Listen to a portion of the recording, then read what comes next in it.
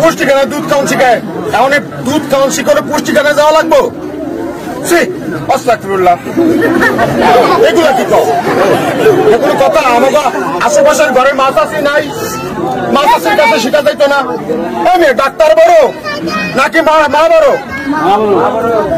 মাছ চাষির কাছে তো গেছিল, কোনো তো লাভ হয় নাই, পরে তো এই জন্যই পুষ্টিখানায় নিয়ে গেল। তুমি কোনো কথাই কইও না, আমরা তো মায়ের দুধ খেয়ে বড় হয়েছি, এত বড় হয়েছি, সব পাইকা গেল, বুড়ো হয়ে গেছি, কদিন পর মরে যাবো, আমার গুলোকে ফাইজলামি করো।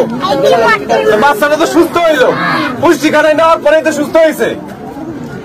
শোনো, এইগুলা শেখার জন্য কি পুষ্টিখানায় যাওয়া লাগে নাকি?